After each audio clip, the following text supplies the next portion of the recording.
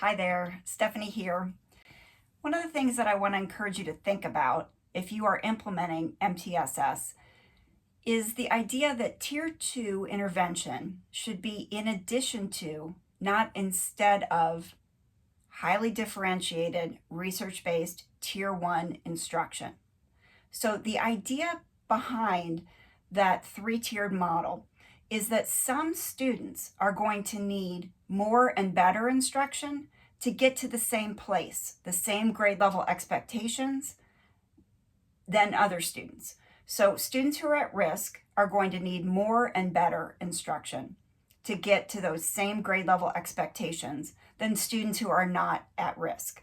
So the idea is Tier 2 intervention would be that extra dose of instruction to get students who are at risk caught up so that they reach those grade level expectations. What I see happening too often is schools are designing their Tier 2 interventions so that students are coming out of Tier 1 instruction, coming out of that 90 to 120 minutes of Tier 1 to get their Tier 2 intervention. And I think that's really closing off an important opportunity, and it's really limiting the results that you can get for your students. If you think about the fact that students who are at risk are going to need a longer amount of time, they're going to need more repetitions, they're going to need to perhaps back up into skills that other students don't need to go back to, they've already mastered or acquired, that you're going to have to provide that extra dose at another time of day. This is where people get, I think, a little bit off track in thinking that Tier 1 should be all whole group, all the same instruction for everybody. Nothing could be further from the truth, unless everybody actually needs the same thing. You have a homogeneous kind of population.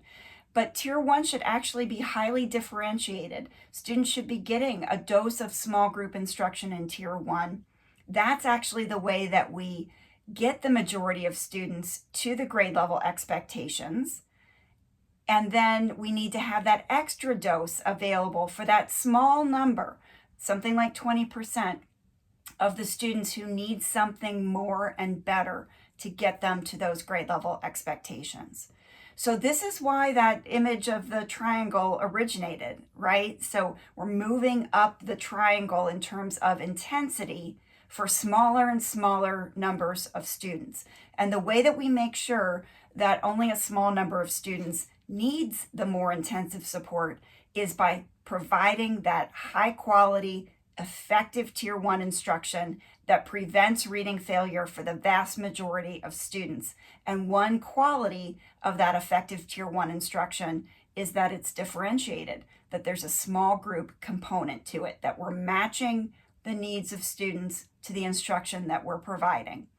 So all of that to say, if you are taking kids out of Tier 1 to give them Tier 2 intervention, you're going to need to rethink that because then you're actually giving them the same number of minutes of reading instruction. You're not actually giving them an extra dose at Tier 2. Something to think about.